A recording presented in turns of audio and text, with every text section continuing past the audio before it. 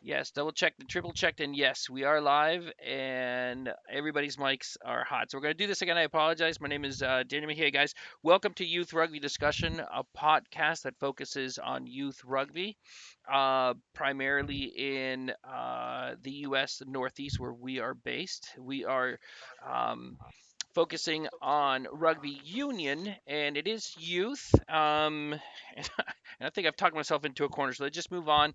We're going to continue our conversation on youth, the academy system, and to do that, we're very lucky to have Tadgh Leader with us, currently with the Free Jacks, the MLR team in New England. Let's go ahead and introduce ourselves from the top, headed down, and then we'll hear more about Tig and the academy system. So, Alan, sorry, could you do this again? No worries. Yeah, so hi, I'm Coach Alan. I'm with the Rentham Barbarians up here in Massachusetts. Hello, I am Chris Cuddy. I am the rugby dad. My days of playing and reffing and coaching are wound down, and now I've just got a house full of rugby playing maniacs. Hi, I'm Nadesh at the Centaurs Rugby Boston, and rugby dad also. And as you heard me bumble through the introduction, my name is Daniel Mejia. Currently, I am with the Barbarians. Daryl? Yeah, Daryl Jackson. Formerly of worked as the USA Rugby Development Officer for New England, and I've also coached high school, and I'll be working with the Centaurs as soon as the vest steps on a plane and leaves us. Hey, this is Shaggy from the South Shore Sharks. I coach and president of the Sharks. And we got somebody new with us today, Skylar. Yeah, I'm Skylar, high school rugby player for the Boston Irish Wolfhounds, formerly with the South Shore Sharks, and also complete and total rugby nerd. And yeah, Tadgh Leader here, there for the New England Free Jacks and with the USA Rugby, and also active coach in the New England area. Fantastic. Thank you, guys. So now that we got voices, names to voices, let's go ahead and jump into the news. Folks, do we have any news to discuss this morning, this afternoon, or this evening, whenever you're listening to this? Well, so today's May 5th. The governor of Massachusetts has shut everything down for the spring, so we'll have no varsity high school rugby. We won't have any high school sports this calendar school year. And so there's nothing local to talk about. So really the only thing nationally to talk about is USA Rugby is going through their processes of bankruptcy. And so right now they're on Saturday, they're going to vote on their bylaws. A lot of it's very technical stuff, but they are going to institute some new policies and procedures on basically how a roadmap for how they're going to be going forward in providing rugby in the United States. And what it looks like they're going to do is they're definitely going to separate youth and high school. So that's where it affects us. So they're going to separate that from the bigger picture so that people can focus directly and very specifically on each individual group. So they're going to have a group that's going to focus just on the national teams. They're going to have a separate college group that's just going to focus on college national championships and pathways.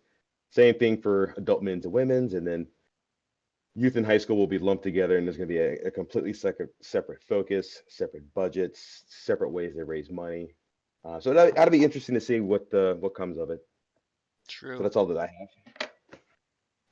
True. Skylar, anything else for news? Yeah, I got two things actually. One, happy birthday to Tag's brother's dog, and also the New Zealand All Blacks announced their new captain for at least when rugby returns. Their captain, flanker Sam Kane. What's the dog's name? Dog's name is Hugo. Hugo. Happy birthday, Hugo. Happy birthday, Make Hugo. sure to let them know. Good deal. Hey, what do you make of the All Blacks announcing their captain now? Do you think is this because in New Zealand they've lifted the restrictions and they're gonna get out to training pretty soon? It just seems like an odd time while we are devoid of news.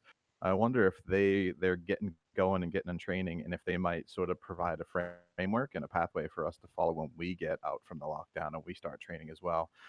So that I might be choose what something to I look for. choose to believe this, and I'm shutting my ears. Yeah. That it's just new. That it's just something to keep their fans interested, or you think That they're starting to roll. They're planning on going. That's what they're I getting ready that's to what I go? want to think. Let's hope so. Agreed. We could Well, at use some rugby. the political level, they are talking about having a Tasman conduit, aren't they? Where Australia and New Zealand isolate themselves from the rest of the world Yeah. and start business and travel between the two countries, predominantly for tourism, is the way I read it. But that would open up an opportunity to kick off Aussie Kiwi rugby games as well. Oh, I know. I do have one more piece of news. So I read where so right now the Six Nations generates a ton of money for World Rugby and for the countries that participate in that tournament.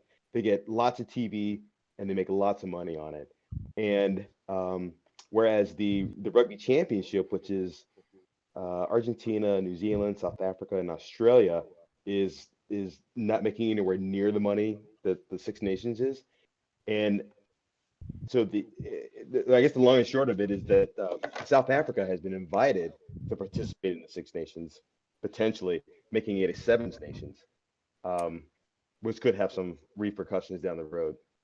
It's Yeah. one of those things where USA Rugby's would love to be able to have something that's very similar to that, but it'd be with Canada and Mexico, and we don't have very sexy countries that would probably participate in it. But I think that's going to be potentially interesting if South Africa makes that jump. I mean, it's quite a bit of a flight. It's actually, Daryl, not as far as you think it is, because they're on the same time zone, and so jet lag is a different proposition or predominantly the same time zone. So it's a different proposition. I have a couple of South African friends, and we've been talking about this for years. That South Africa would be much more at home playing Six Nations than he would Tri Nations, as was in Rugby Championship. But I think the issue is the other way around. Why would any of the Six Nations countries who are within an hour of flight of each other want to get on a plane for 7 or 8 hours to go and play in South Africa? Mm-hmm. And it makes things very different. And 7 countries seems huge to me compared to I remember when it was 5, and obviously with Italy coming in making it 6. And of course, South Africa beating England in the World Cup final. Why would we want them at all? Yeah, Probably right. not to play. Yes. Equally, in the whole New Zealand's opening the doors, I also read today that Sanzar was commenting that the Pacific Island countries kind of turned their back on Sanzar when it became elections for the head of World Rugby in supporting Bill Beaumont. Yeah. For whoever you don't know, Bill Beaumont was a former English captain over Pichot from Argentina, and the view was that really, to be perfectly honest, the Sanzar nations have been treating the Pacific Islanders really quite badly. They don't go and play in those countries. They don't let them come into the rugby championship. They set unreasonable financial barriers for them to come in, and don't offer them any of the financial benefits. So I think there's a lot of opportunities for many of these countries to set up, international competitions, much like the Five Nations was, and the rugby championship has become. And for me, I think a US, Canadian, another American continental countries playing would actually be a really exciting thing for this part of the world to get going. Mm-hmm. Anyway, sorry, we're off topic. Yeah, No, we seem to always, even though there's no news, we find a way to talk find a about it. way to exactly. All right, so with that, let's move away from news. Even though Daryl suggested that we don't have sexy countries like Mexico around on Cinco de Mayo, no less, I think that is very, Oh very poor form. man, Very you're poor form. absolutely right. I So did have. You're right. let's transition away from that, and let's talk about what we want to dive into some more today, and that is the rugby academy and the academy system. And to do that, we've brought somebody's agreed to join us that has gone through this, and maybe since he spent some time overseas, and then here also, maybe we can start thinking about what it would take. Is it even possible to set something like that here, and what are the areas of opportunities and pain points? So, Tag Leader, like to introduce you. Could you tell us a little bit about yourself and then dive into your experience in going through an academy. Yeah, gladly. It's just about me, I guess. Like born and raised in Galway City, Ireland, and they're playing rugby. Before I could even walk, to be honest, I think myself, I have two brothers of similar age, so we're always kind of just remember going like in our house, maybe crawling or whatever, and after a ball and seeing some of the videos of parents used to make. We had a rugby ball in our hand from pretty much day one. Earliest we could start playing as competitively or like joining a club was probably around 6 or 7 years of age, where I joined Galwegians Rugby Club in the heart of Galway City. It's a pretty renowned Irish club. Reason played there, I guess my father had played and captained the club prior to us, so I guess we're always going to play there in Galwegians. Went through the kind of on the pathways such as the youth rugby system in Ireland. There's 6, 8s, 10s is the kind of most of us in Ireland start to play the game. A Saturday morning, you'd rock up to Galwegians and there'd be probably 200 kids running around. It was a training day, and then on weekend, when you have another team come to town and we travel, obviously it doubled, so it was a pretty chaotic place. I remember every Saturday morning, just cars everywhere, and parents watching, the kids just win the game. So that was kind of 6, 8s, 10s, and then maybe at that point I loved the game, but I played every sport under the sun in Ireland. We have a lot of different things going on. So my parents were taxis essentially. I guess then at 12s and 14s is when it starts getting much more. It was kind of getting more competitive. We felt like we had like foundations of the game. We were actually out to try and compete and win cups, like the cups or leagues in our area in our region of Connacht. I remember the 12s actually starting up, this is the real deal almost in our head, like a newspaper article or something about a match afterwards and things of that nature. So once you were looking at those things, you thought it was the be all and end all. That was the kind of next step. It got quite competitive. I think around the 13s we changed to 12s and 13s we changed to 15 aside, I believe.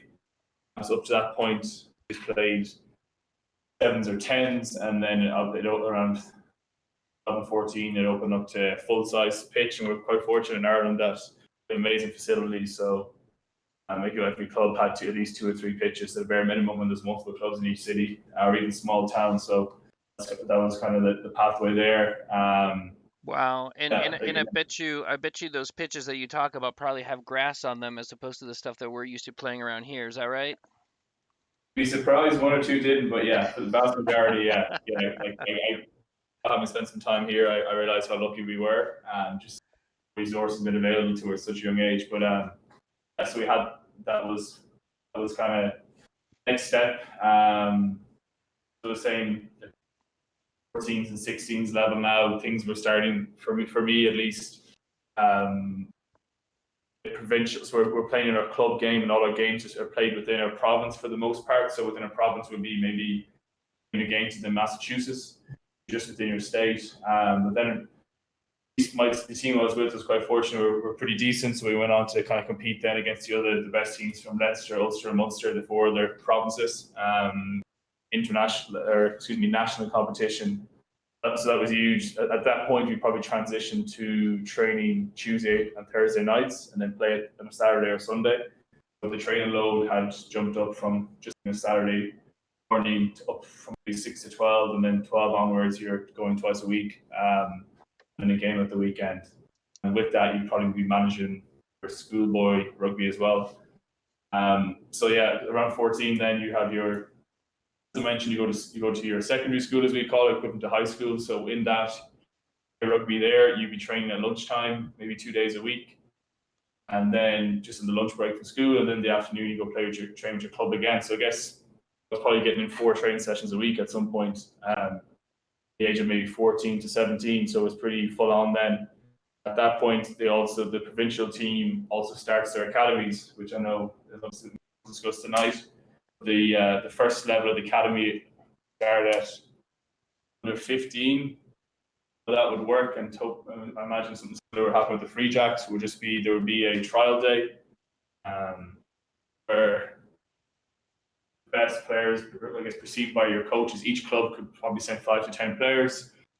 50 or 60 players turn up, and then we just put to 3 or 4 different teams, and we just play games. We probably play 2 or 3. Probably play go to 80 to 120 minutes of rugby. Under 15, and then from there the squad gets whittled down to 30, and then that 30 would be, say, we form the core of the, say, under 15 academy, the Connacht Academy. So now I guess you're managing your schoolboy rugby along with your club rugby, and for 30 guys you're involved in the provincial academy system. The academy system would generally only meet during holidays, bank holidays, or when there's no club games. So like the relationship between the clubs and the professional team was very good. So the scheduling, there was never really any conflicts. But as a player, it was pretty non-stop. If you had a bye weekend from a club or point of view, you're doing touch-up clinics with the academy coaches. So uniquely, at that age, at 15, typically, as I said, you're just training on holidays. But I was actually part of a pretty unique group where our coach, Nigel Carlin, who's now the Connacht first team attack coach, former Ireland 20s, a lot of good things. We actually picked out 8 of us at the age of 15 to start training full time during the summers. So where most people would go get their jobs or whatever for the summer holidays, or just be a normal 15-year-old, we were in training Monday through Friday, 2 or 3 times during the day. I continued that up until this current day, actually, for the most part, in a full-time environment. So that was pretty unique. That's something I think has been done a lot since. But at the age of 15, 8 of us were brought in. Out of that age, I think 4 went out to play international rugby, so a good return for them. But that was something that I did that I guess a lot of players wouldn't have done. That was very outside the box. And then from there, I just moved to a boarding school at like 17. The intentions of playing professional rugby, the fact I was in this system and I was in the squads, but I was being picked up for the elite, the full-time training. I thought, you know what, I'm definitely on the right path here. Also, while I'm still playing every other sport I can. Around this time now, I knew I had to get serious and select a sport. So rugby was probably my 3rd best sport, but there's so many things that just appealed to me. I enjoyed, as a kid, you enjoyed playing every sport, but just the fact that I guess my dad had played at quite a level, and he was very happy to see me playing rugby, my brothers playing rugby, and knowing the opportunity to travel, to just mix with amazing people, potentially even make a career out of it, whereas the other sports in Ireland, they're amateur.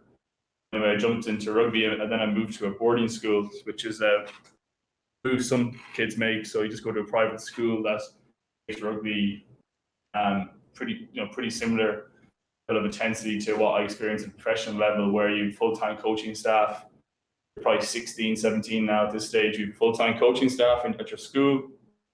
The school I chose was Roscrea College, so we competed in the Leinster. Although I was from Connacht, I went to a school in Leinster because Leinster have by far one of the best schoolboy competitions in the world. It's ridiculous, the level of player that it turns out, and even now I still watch some of the games on TV, and it's amazing the level. Again, they have full-time coaches, so there's a lot of invested there. So I jumped over there for years on my schooling. Whilst doing this, I was still doing touch-up clinics with Connacht now. Whenever I had a bye weekend from school or I'd be home for a holiday, I'd be in with Connacht, and then when it hit summer, you would jump straight back into the full-time training. That took me through around 18. My last year in Australia, I was fortunate. We had quite a good cup campaign. Ended up getting picked up by the Leinster team to play their kind of youth academy system. But at this stage, I'd already done, I was only 18. We'd probably done 3 or 4 years with the Connacht Academy, so I was very comfortable with the whole setup and the people. I was home, so I chose to stay there. So that was at that point. Then you get to decision making where they get brought on to the next level of the academy. So that was the first everything I talked about to date was probably the youth academy as such, or 18 and under, and then after the age of 18, you're either brought into the full-time academy where now you're actually being full-time year-round with the first team, and you're actually being paid to do so, or you could be in the sub-academy where you're just on the edge of making that full-time academy, show a lot of promise, but they're not in a position maybe to offer you a contract, so you a year or so there. Which ended up happening to me. I probably spent 6 months in that sub-academy. I was kind of disappointed not to get offered the contract straight from leaving school, but there's only 3 or 4 contracts a year, so it was highly competitive. So yeah, anyway, I just kept working hard. I got selected for the Ireland 19s. We played out in France against France. Part of that, amazing experience. And then from there, I came back from that tour, and my academy coach brought me in and just said, "Look, we have a contract waiting for you now. So congratulations." So I think I signed a 2-year contract there. Now I'm 19. At that stage, so you're brought into the full-time setup professionally, but there's no intention of you actually playing in the first team at the weekend, so in the Pro 14 or Cup at the time.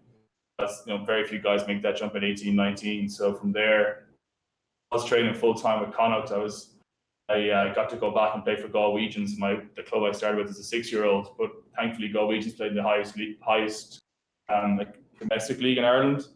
We're in the Division 1, so as a professional player, all the professional players had to make sure in Ireland you have Division 1A, 1B, 2A, 2B, 2C, 2B, so quite a few leagues. As a professional player, you had to play Division 1A or B. I was very lucky that my club was a Division 1 club. A lot of my mates who came from smaller towns, like Conor Kindrigan, actually, who plays for the Free Jacks, he came from a small town where his hometown team wasn't a Division 1 club, so he had to go join a city club, for example. So anyway, I was very lucky to play for Galwegians for 3 years, playing for the first team week in, week out as an 18-year-old was an amazing experience. The league was just full of kind of ex-Ireland internationals or guys who were on the fringe of playing professional rugby week in, week out. So that was a big wake-up call from playing schoolboy to all of a sudden my ambitions for the year were to actually try and make 5 or 6 appearances over the season, which had 30 games, and then just play under 20s. And then week 1 of the first team, I was told I was starting, so that was a bit of a shock to the system, but makes you grow up quickly. At this point, alongside playing with your club, I'm sure you notice at all times you're either playing with your school, your club, or your province. There's quite a few. We play 2 games in a week at times in different jerseys. So the system is very connected. So that was just a pathway how it exists and how it still exists today. So at that point, I also played for the Connacht under 20s. We played against the other provinces, and it was quite unique this year because Connacht typically is the whipping boys of Ireland. So typically the 20s team wouldn't be necessarily, might pick up a win or 2 max.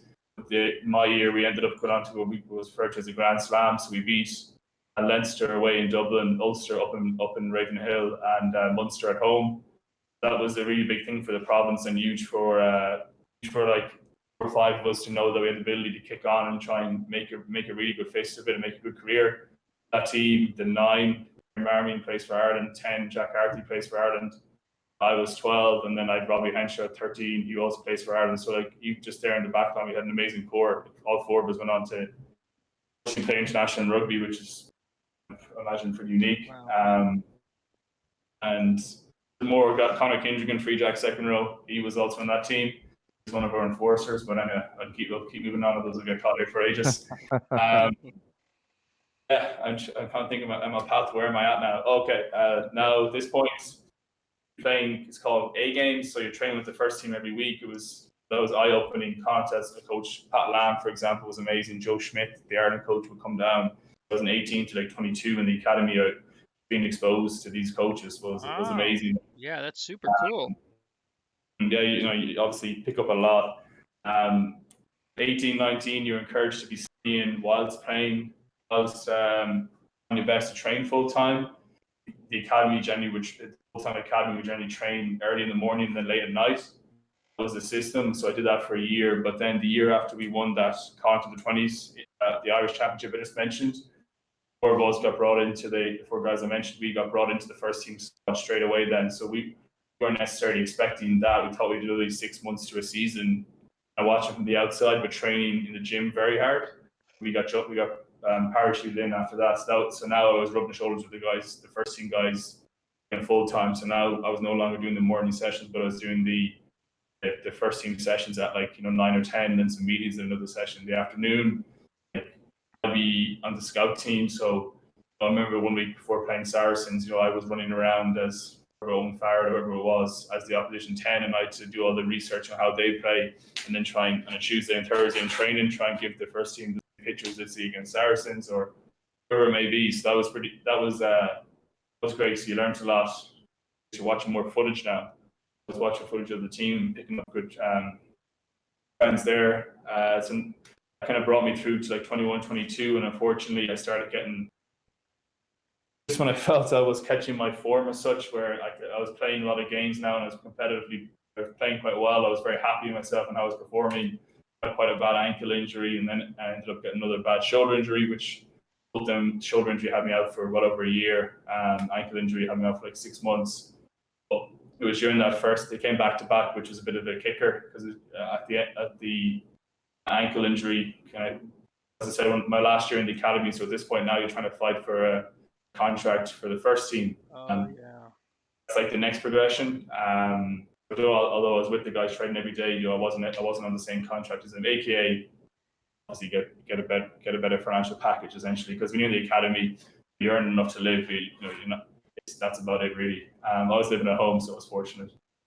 Expenses there, but I got that ankle injury. That just followed me through. I think it was 2013 now, because I remember being in the hospital waiting to go get more injections, and the Lions were playing down in Australia. I think it was 2013 when that happened, and that just never really healed, and it followed me into the next season, which I was struggling to run around, and then unfortunately I got a bad shoulder injury, which, as I said, I kind of called quits. And it was at that point then I knew I was 22. I'd been in Connacht full time from the age of 18, but pretty much any spare time I had from the age of 15 to 18 on school holidays, I was in there. So at that point, I was looking for, I didn't think I was looking for a first change, but then once I got injured, I realized, I was kind of a bit stagnant there. I moved over, or I ended up getting the opportunity to come out to the States. So this is 6 years ago now, my first time getting the opportunity to come to America through rugby. I'd only been here for a vacation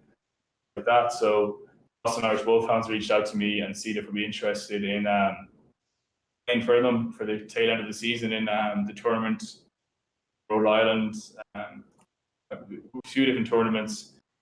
I was initially probably skeptical because I guess I was maybe on a high horse, thinking that I was coming from the top level of the game and is this the next move I wanted to make? But my parents told me to go because they just knew I needed a change of scenery, and this would be a change of scenery. And then, funnily enough, when I was out there playing, obviously the level wasn't as high, but I just started to fall in love with the game again. So that was brilliant. Whereas prior, I probably wasn't enjoying as much as I should have been. Whilst you're injured, I guess, a natural enough thing. From there, I decided I was going to stay in the States and play here, and I was going to go to Life University. So I was going ahead to do that, and then I got a call from my agent one day saying I had a few different contract offers back in Europe. Decided to pick up one of those, and I signed for a team in Italy.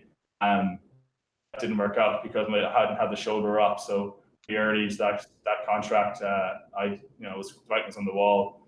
I came home, got my shoulder operated on. They brought me to Lindenwood University then. I was obviously out for quite a while, so I decided, I'm going to go back. I'm going to pursue the American opportunity this time. I started doing a bit more research versus just jumping into Life, and that's when I came across Lindenwood. It was a better fit. Me, went there, couldn't play. I was ineligible at the fact that I played professionally, so I started my coaching career, which is something I'm massively passionate about. So now, as I couldn't play, 22, 23, I decided to start coaching. I coached a team called St. Louis Royals, which is brilliant. And the first year I was coaching them, we went on and won the national championship. Team had hardly even qualified out of Missouri, and then I was playing for the team as well, which probably helped a little bit. But we went on and won the D3 national championship. It was amazing for me as a coach. My first time, I guess, challenging myself that way. I'd only ever been a player, so I really enjoyed that experience. And everywhere I've gone since, which that led me to San Diego Legion and played out there. But I also coached as best I could, which then brought me to the Free Jacks. And from playing with the Free Jacks, the San Diego Legion opened up the USA opportunity. So I try to be a bit quicker on the adult stuff, but that's kind of the pathway I've gone through to date in a long version, without delving too much into the senior rugby stuff. That's some great stuff there, Tadgh. You know, Yeah, it's such an excellent story, right? that is such a good story, and man, there is a lot to mine in that. And anybody have questions? I'm going to jump in with some questions. Yeah, so this is your third best sport, huh? The other two are Yeah, well, that was my perception, but maybe I don't know. Gaelic football and hurling. If you ever seen them, they're two amazing Irish sports. So yeah, I used to love those, but I'm very happy where I've gone since. rugby's better. We like you Oh, in rugby. You're good here. yeah. That's fantastic. So yeah, I've got a number of questions. I think the first question that I have is the academies that you were with. You spent a lot of time over there with Connacht, right? And also you had some contact with Leinster. Now, are those tied to a college, a university, or are they sort of their own standalone um, club, select side club? How are they set up? How do they exist? Are they tied So, to a university? so in Ireland, university rugby isn't really a thing. As we noticed there, I didn't really Yep. discuss university until I went Yep. to Lindenwood because once you graduate high school, you're hoping to jump straight in that professional ladder instantly. So in that academy system, I discussed. So how the academy works is so there's 4 professional teams in Ireland. They're all owned by the Irish Rugby Football Union, so the union itself. So it'd be like USA Rugby owning all the Major League Rugby teams, for example. If that obviously there's a lot of differences there, but so you have the provincial teams, the top of the ladder essentially. I guess then all the clubs and schools all filter into that professional team. By if any school falls in under the Connacht region, for example, the Connacht coaches, not the first team coaches, but the development coaches and stuff, for example, they would be getting out and about to all those different clubs and schools, have connections there. My knowledge is nothing massively formal written in paper. So like a kid from Leinster, for example, could come play for Connacht.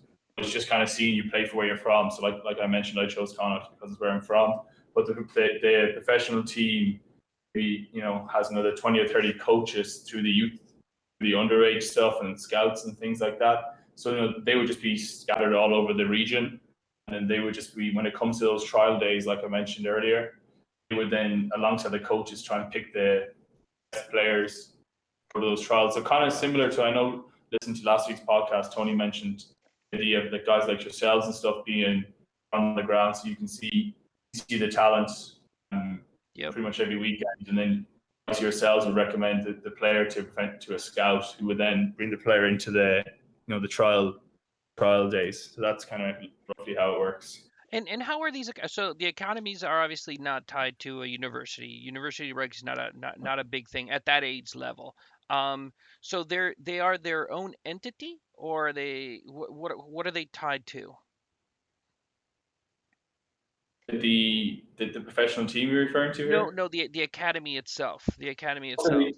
yeah. So sorry, the academy itself is tied to the professional team. So So it no, is tied. Okay, got it, got it. yeah. So it was called the Connacht Rugby Academy. Like we were using Connacht Rugby's facilities. We were Connacht Rugby. We were the Connacht under 16s, 18s, 20s, and then the Connacht professional side Okay, is you how know that. what? And I probably would have known that better. You mentioned that there was 4 professional teams in Ireland. Yeah, correct. Sorry, and I guess I'm probably making assumptions on my end when I'm talking a little bit. So yeah, the 4 professional teams: Connacht, Ulster, Leinster, and Munster.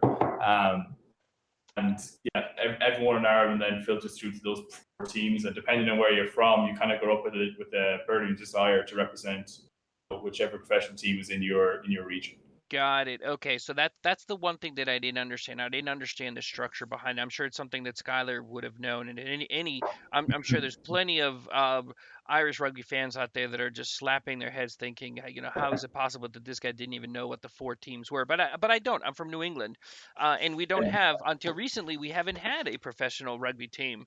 So I had no idea what an academy would be tied to. So it makes total sense right now. So there's different layers of rugby, and you were talking about how especially in that age between like 15 and 18, 16 and 19, you were playing for a lot of different, you had the opportunity to play at a lot of different levels, right? You had like your local club, or somebody could play for their school if they are younger. So this is, youth rugby. They could play for their school. They could also play for their club, and the club is also not is separate from an academy system, which is tied to a professional club, a professional team. Is that right? Yeah, correct. Yeah. So as I said, sometimes you could potentially be playing at a weekend, or you could be playing with your school on a Wednesday, and then you would train Thursday night with your club, and then play with your club on a Saturday, and then kind of rinse and repeat. And so yeah, that's how the system works. It's all very connected, and I guess it's tradition there, so it's just how it works. No doubt, maybe since I've left, I wouldn't be surprised if we visited that, because there was a lot of games, but I think at that age, it beats playing. So as far as I was concerned, it was a pretty perfect system. Yeah, that's awesome. I'm glad that the Free Jacks are taking that model to us. I mean, it seems exactly like that's what our that the goal is here, and it's exactly what we've been missing, in this country. Obviously, looking at Ireland, right? They're that's you guys are a model for what we need to be. Well, So well, actually, well, well, Tag, sorry, I I was was. gonna. Oh, Go ahead. Sorry. Tag. So is that the model that the MLR is looking at to kind of take that type of that UK model? I would definitely say loosely, but again, I don't have the most amazing understanding of how it works kind of underage here, because I know it's quite difficult to get, is youth rugby in high schools not, or rugby in high schools, for example, can't be played until, is it March, I believe. So there's a lot more hurdles to jump through here. I think that's definitely the idea, loosely, from we started talking about the academy, and that system is pretty traditional throughout the world, I believe, or at least in Europe, to the best of my knowledge. Yeah, we're definitely trying to replicate something along those lines Yeah, in the near future. I think that would be ideal, but again, I appreciate this. I think there's a lot more going on here with red tape, so that's yeah. There's American red tape. Yeah, I mean, it makes so much sense. That's you have kids that have been looking to rugby in college, or maybe at at a men's club, right? But everything's been sparse, or far away. So to have that beacon, in that structure, even if it's just a goal, it's super great for kids to shoot for. Yeah. What I would add to that is that it's local, right? We've talked about this on prior podcasts. We have to go really far sometimes to be involved with an academy in the U.S. You might find yourself traveling to the West Coast quite frequently, either to play or to train. One of the things that sort of envious is that Tadgh had the opportunity in Connacht to the Gulf Legions was right there.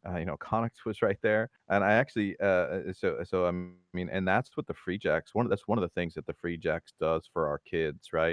Is that it creates an academy that's local, that that we can sort of be loyal to, that we don't have to hop on a plane to get to, and that's one of the things that resonated with me as Tadgh was talking.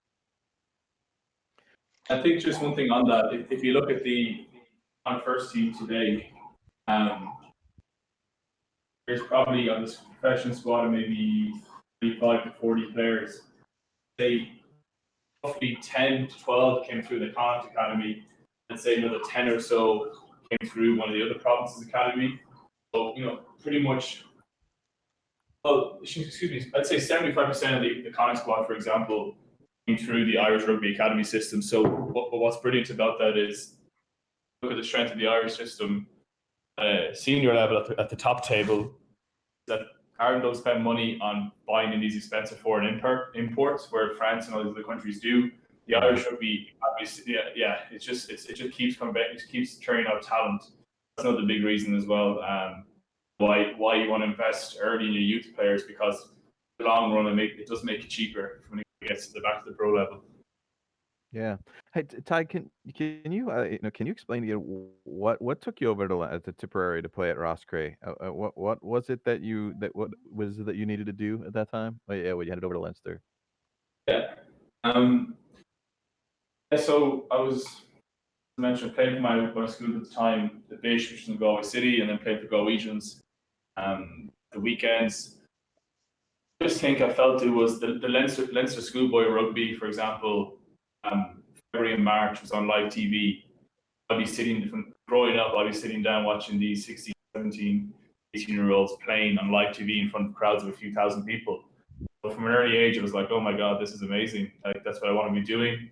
Obviously, you want to do it at the highest level, but at the age of 16 and 17, the only place that opportunity was available was in Leinster, and just opportunity to be involved in that competition, to have full-time coaching daily. Although I had, coaching with my school at the time, my club, those coaches were great, but they're obviously volunteer coaches, so they couldn't put in a whole lot of time.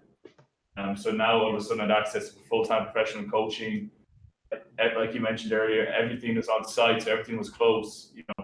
Like the gym, the pitches, they're all right beside each other. Top-class coaching staff, so we were just learning all the time. So it became a bit of a sponge. But the opportunity to be in that environment was probably the biggest draw. Then to play in the Leinster Rugby competition was massive. And then I guess I just knew the guys performed in that competition went on to achieve. So that was probably the draw to make the jump across to the Leinster system. So I got a question, or I don't know if it's a question / comment, but so one of the things that I thought made that system really unique was the ground up approach that I thought that a lot of the Irish clubs or the UK or European clubs take. They really realized early that if we just want to be able to develop our own teams selfishly, we really need to start at a young age and develop our own kids, and which seems a vastly different model than that is what's typically happens here in the U.S. Most of these clubs start out as men's clubs, and that's pretty much their niche. They, the thought of expanding into, having a women's team or a U16 or U14, U12. We've talked to so many clubs that they just feel like, what, I got my hands full just trying to keep my first 15 alive and playing dues and coming to practice. But like the idea of trying to develop a youth club just seems like really, really tough. What is that what you think might be the I don't know about the biggest difference or the biggest thing that's holding us back here in the U.S. with our model? Or yeah, to be honest, I'm not a big fan of how it operates here, especially recently they announced like a Major League Rugby draft and things like that. I appreciate it's how it works in the other sports, but I don't think rugby really is the best fit for that. But from a youth level, I think it would be coaching with the Wolfhounds as best I can when I can, or just to the Free Jacks, getting out and around the community. It does seem that players might go through one stage of the development with for example, but then go off to play for the high school, so they kind of lose in touch with their club. From high school, they go to college, so and then they, it's even further gone, and you could be 10 or so years before you get the opportunity to represent your club again. So I guess we have a pretty consistent, so there's a real loyalty aspect. But yeah, I just again, it's a pretty competitive market here with all the other sports going on. I think rugby would benefit so much if players can be playing year round. I know some make a good effort to do that, but from what I'm picking up from people I talk to, the players can go months without getting the opportunity to play rugby, and you got to think about the amount of thousands, tens of thousands more touches of the rugby ball I would have accumulated versus a player my age. The roof, which is no surprise why you see most skill positions in the American rugby are occupied by foreigners, just because so much more opportunity. So no, I think the system was aligned, maybe is what I'm picking up. It would definitely be of benefit, but I think you guys know a lot more about that than me. So I want to riff off of. Go ahead, you. Alan. I'll say, but building on that thought, I mean, one of the advantages that Ireland has is geographically it's small and relatively speaking to the US, and the whole country has pretty similar weather at the same time. It's winter throughout the whole country and it's summer throughout the whole country.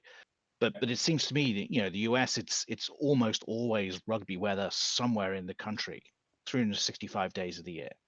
And so in theory, there's no reason why players over here shouldn't be playing rugby all year round if you're willing to move about.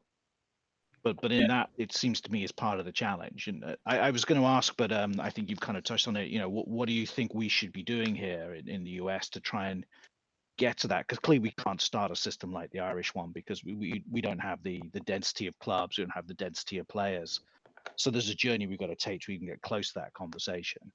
But what are the core things we should start with? What are the number one things you walked away through your extensive experience as the most important experiences that we should focus on? Massive, as simple as it probably sounds to say, but a massive advocate is just like letting me get a ball in one's hand as early as possible. Just because, first of all, so obviously as a player you're familiar with it, but then you and your mates who might have no interest in rugby, whatever, they see you playing and they get involved, and hopefully kind of a snowball effect. But I think that's something that through the Free Jacks, I think we're understanding that we need to try and get out there and get players as young as possible, just to make them familiar with the game, which is why he's talked to the idea of the boys and girls club. So to my knowledge, I think some of the players will be as young as 8. By the time I was 8, I'd been playing rugby for 6 years, even though I couldn't walk very well. So just for me, I think the sooner we can support them and just get a ball in their hand, that's massive just from a skill level point of view. I guess from there, it's a tough question. Obviously, we're all trying to get there, and I'm sure the fact USA Rugby probably isn't doing as much as it maybe it's doing as much as it can. I don't know, but obviously the financial implications. It just feels like maybe the funding and support, the resources aren't there. I'm sure Darren, I've seen you do your thing, and it seems like there's not a whole lot of help coming your way. Would that be fair to say? Yeah, well, yeah, it is fair to say. But honestly, I don't know if our national office really knows the best model either. I mean, I think they probably look at the Ireland model and they're very envious of it too. Being able to start kids at a younger age, and and maybe have them be able to stick with their club for a while, a long time. But so many different things exist. Just like Alan said, our country is so big, so many different weather patterns, and just so many different dynamics that I think just make it fairly difficult, which is why I almost, I would love the idea if the Ireland model worked here in the U.S. because I think it has really worked for Ireland. I just don't know if it would work here in the U.S. I just, we have so many. Well, There are many ways to well, skin that cat, though, don't you think, Daryl? I mean, exactly, you don't Alan. have. And that's exactly what I was kind of sort of thinking on is okay, that's one model that allows for a certain condition to be true so that the academies can then flourish. So the question is, can we get the model to work here? If not, what are the things that the Free Jacks Academy needs from us? Because we're going to be the boots on the ground that are going to be able to help and participate in this. And Ty, you even mentioned that us coaches are going to be the ones that are going to look at our squads and pass recommendations onto the academy of who should be invited to participate in that. So, what are the things that we can do as coaches or as different teams to ensure that the Free Jacks the Free Jacks Academy are getting what it needs in order to give it the best opportunity to succeed. So, from your perspective. Yeah, and I definitely think the saying, a rising tide rises all boats. Along those lines, the idea of, I think the Free Jacks is as best we can. To my understanding, we're following that model as as best we can, but I appreciate it's loose in certain aspects. But like the coach's point of view around New England, I'm pretty sure our plan will be setting up regional hotspots. Tony and I at the moment are the only kind of community coaches to Bora. So we're going to be in so many places at once. I think the idea is that we'll have maybe 10 regional hotspots around the New England, and within that, then you have maybe 2 or 3 coaches who are ahead of that area, and then players are kind of funneled. Receive better players, the ones that might the ability to advance would be funneled through to those hot camps or hotspot camps, and what they would be then is Tony and I would do our best to get out to visit all of them at some point, but they're doing regular skill top ups, curriculum that's being delivered through the Free Jacks. I think from your guys' point of view and stuff, I guess would just when this stuff becomes available, I'm assuming, best of my knowledge, that is the plan. That guys kind of jump on board. And obviously, I know I'm reaching to the right here, but that's just kind of being hands on and just helping us from that point of view. And then hopefully, there'll be a few gems. Firstly, you want everyone to enjoy the game, but I think within that, we'd love to see a player who got picked, who got into the system as a 12 or 14-year-old, ended up representing the team at a professional level. That's, I guess, the ultimate thing. That's why the club is happy to invest in these different academies and tours abroad and things of that nature. And yeah, that's, I guess that would be my interpretation of it, and I hope that aligns with the powers above in the Free Jacks. That's my interpretation. Is if we do a good enough job delivering all the info, it's kind of setting the structure up then that we can rely on around the male and female coaches around the region to take, I guess, a little bit of direction and try and run almost like an offset academy in their own backyard, and then that's the process. One of my personal things on this is the coaching density. So when I listened to you describe your youth and coming through the program before you left Ireland, it's quite clear that along the way you met sophisticated, capable coaches who were at the level they needed to be to move you to the next level. I don't mean to speak for any of the other coaches on this call, but I wonder for myself how, whether I'm holding my players back. Am I good enough? How because I've never been trained as a professional coach. I played rugby as a kid and I grew up playing rugby and I'm a huge fan, and and I joined the club because I had a kid young enough who wanted to play rugby, and so went along and ended up coaching. So to me that feels like another opportunity that maybe the US, not necessarily from USA Rugby per se, but the US in organizations like the Free Jacks who have excellent coaching can help us more is almost a coaching academy. How do we get better as coaches to produce better players that you can benefit from? I guess it's not a good question, is it? Really good point. That's a great point. Did any of you get a chance to have a look at to do some coaching webinars? And I appreciate we weren't directed at the youth level as much, but then any of you get the chance to look at those? So we did a month worth of those clinics. Like that was the idea there. I definitely saw them, as in saw them available. I unfortunately didn't have the time to jump on at that precise moment. Are they still posted now? Are they places we can go and have a look at? Yeah, I think it's freejacksacademy.com, and then you tab. I guess like that was probably due to the situation. We just try to react quickly and do something to stay relevant and stay connected. So that was our attempt there. But I 100% agree with you that we level as a coach, and I'm aware of it myself. I'm coaching Beantown at the moment, and I always want to get better and better. But like, who's going to help me? I'm lucky as a player. I was exposed to some amazing coaches, but now the last few years I'm into the same level as I was in Ireland. So now I do find myself, to be honest, at times I'm struggling for new content, new ideas. It's a lot of podcasts and pick things up, but I do agree that like the level of coaching has to rise with the investment in the youth players and the amount of players playing the game more. So I'd love to hear a lot more about that. So there's what can the coaches do? What can us as coaches of youth do to be able to help the Free Jack Academy be as successful as it can? So that's one line of thought. The other line of thought I think is what Alan just kicked off, and I'd love to explore more of that. Is what can Free Jacks do for the clubs and the coaches for us to be able to give you what you need? And I love the idea because I did participate that first week in those live. I think there were four of them. I think it was either Monday through Thursday or Tuesday through Friday. I know there was four. There wasn't five of them. They were great. They were a lot of fun. They were really neat.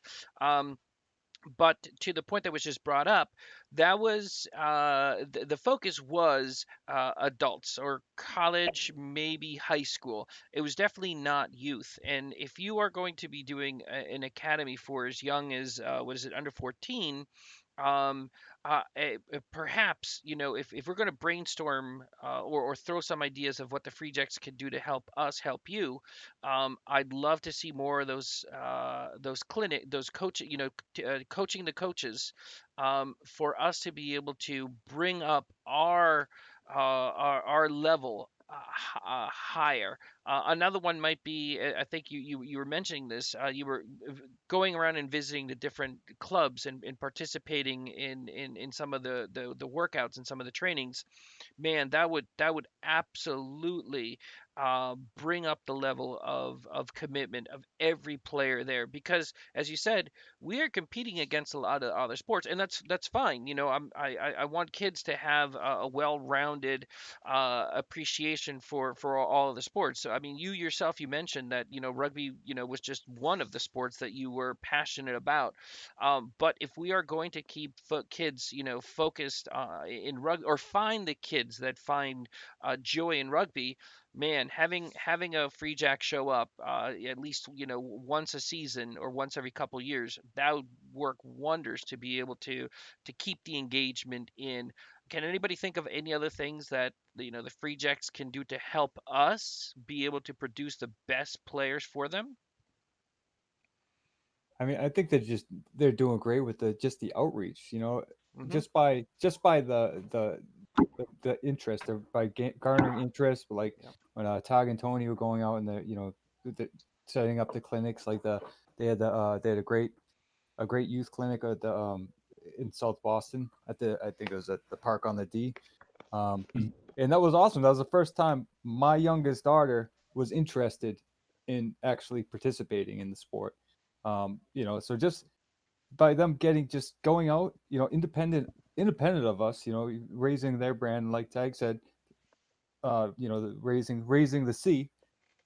All ships are floating higher, and that's given us, all kinds of, you know, uh, more people that we can get into our system, and hopefully, get some of the parents involved. That's what I would like to see some more I mean, it's more on our end, but ideally, just getting parents active. I know it.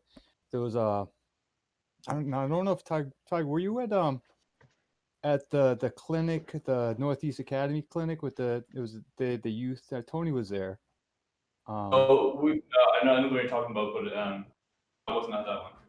oh, that was a good one. So at that, like, there was like a touch rugby game at the end, and like adults, they got the adults involved, which I think is good, and it's hard for us to do. Like, just get them involved in rugby in any ways, like a little touch game, and just to know that, because we do need adults involved, along with the players.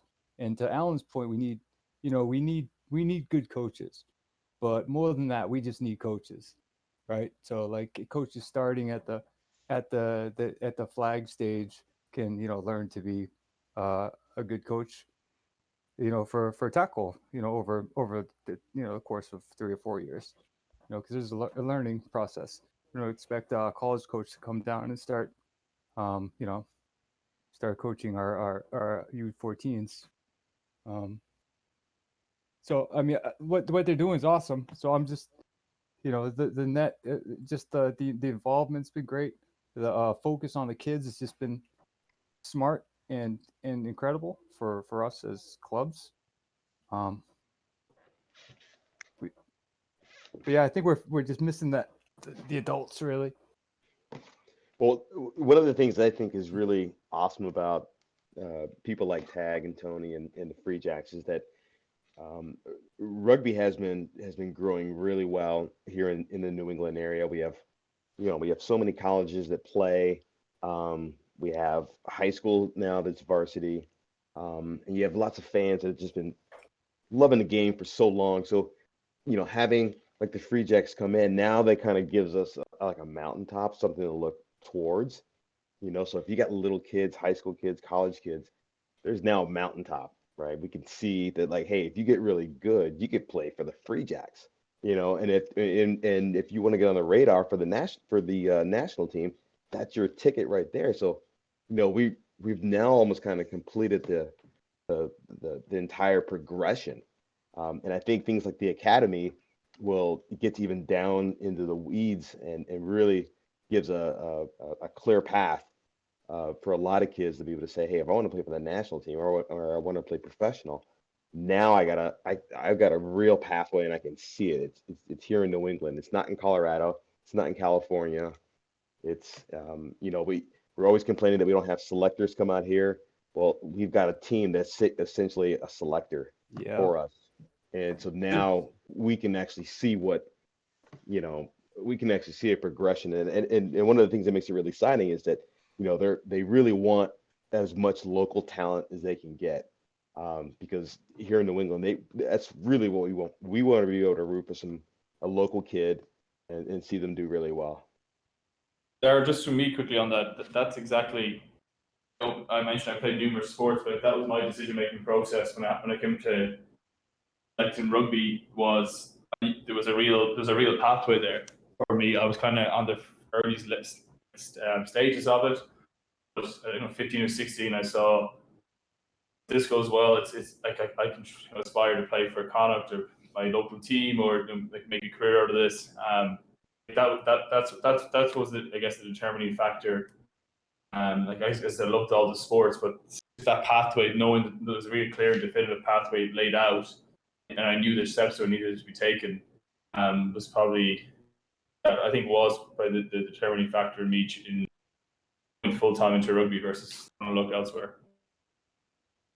Yeah, that's a huge win for us here. Really is. If this gets all nailed down, as soon as we get on the backside of this COVID, like the future's really, really bright for us in this area.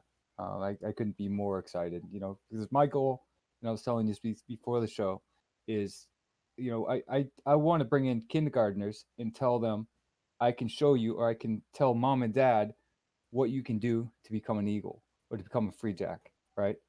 And there was no way of telling a kid that you brought into rugby that you could do anything outside of your club or your particular organization. Aside from maybe the MIAA started, so I suppose they could direct into college, or if someone was in a club, they could direct, to a senior side club.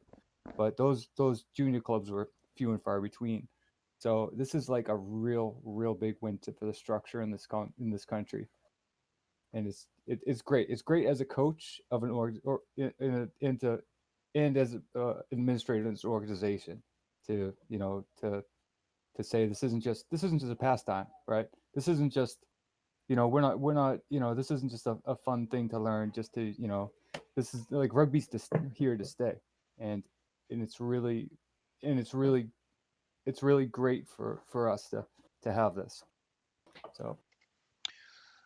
So we're Sorry gonna to have time. to wrap up our time with Tadgh soon. If anybody has any more questions, let's fire them off. Or Tadgh, if you have any other, if you have questions for us or anything you need to say to us and what we could do to help, help the academy be everything it can be, feel free, fire it off. I think if you guys have any questions for me first, go ahead. I'm not in a hard and fast. It's just I'm up at 5:30, so I just wanted to have a hours kit. But Yep. sorry, fire away. Yep, absolutely. So I want to echo the outreach that you guys are doing is absolutely fantastic, and it makes a lot of sense. We need to be able to bring up awareness of the academy and awareness of the Free Jacks. That is paramount. And I think part of being able to identify the most committed, the most engaged players that will do well in an academy and can offer a lot to the academy is just to be able to have more kids. If you have a bigger pool, then you're gonna have you're gonna snag some of these kids, in your bigger net. So another thing that I loved was this outreach that you're doing, to bring more kids that are non-rugby kids into it. Another thing that I'd love to see is something that we've kind of sort of and hawed a little bit about whose job or whose role really it is, and that is when a new club is starting.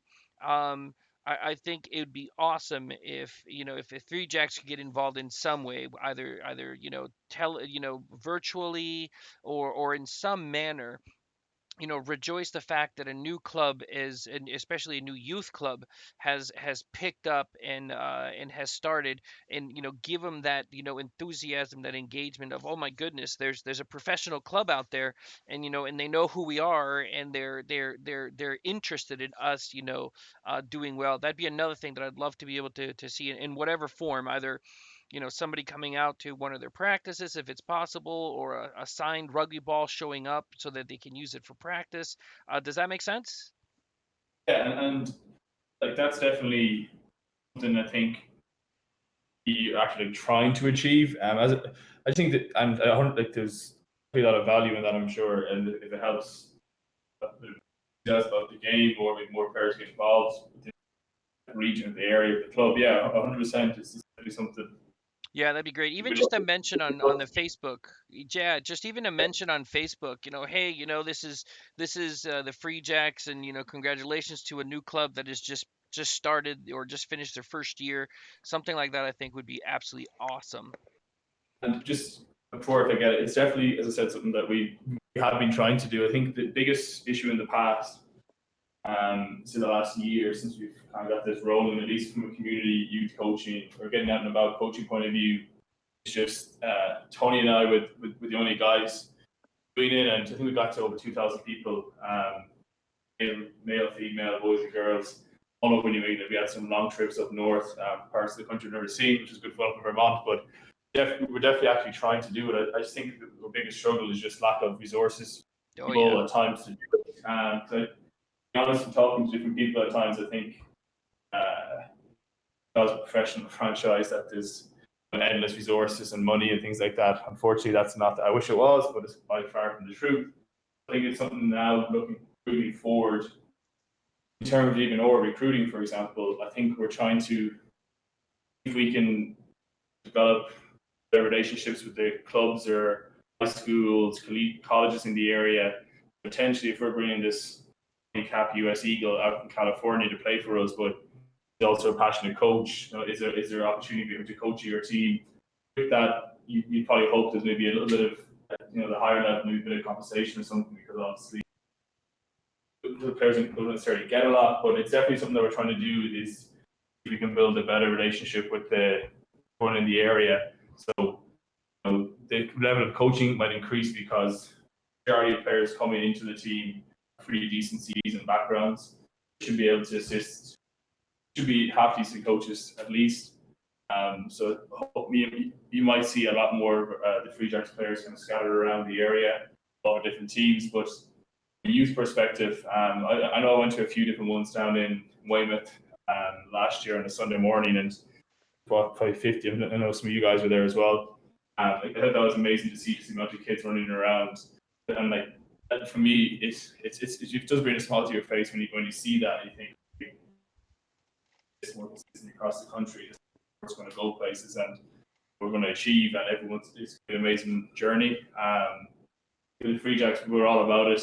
We're just trying to get out and about as best we can, whilst I guess trying to manage our lives and our girlfriends and our own jobs and things of that nature, at times. Yeah, absolutely. That completely makes sense. As you said, resources are hard to come by in time. Time is just such a resource, and with everything, and everybody being involved in so many things. All right, folks. Anything else? Any last words, questions, or anything for Tadgh? No. All right. Scott, I had a question. So I think you're exactly right, Tadgh, about the the training and development. And you're right, it does take, not only resources, but it takes somebody to, to be able to volunteer or to donate their time or something like that. I uh, yeah, because I think where we were leading to was that in order to have good players, we got to have good coaches. And the one thing that I was really excited about when I spent my time in Belfast was that the Ulster branch would hold periodically like little mini coaching clinics, and they weren't very long. They were like an hour and a half, right? And so they would meet at, they would ask, can somebody be the location sponsor? And so we would go out to, like, say, Rentham, and we're gonna just do an hour long. We're just gonna do like a little scrum clinic, right? And then in 2 weeks, 3 weeks, we're gonna go to South Shore Sharks, and we're gonna do how do you work with kindergartners clinic. It's just like an hour and a half long.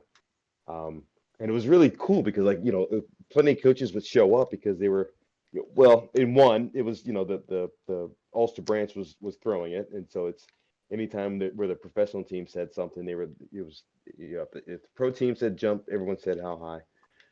And that carried a lot of weight.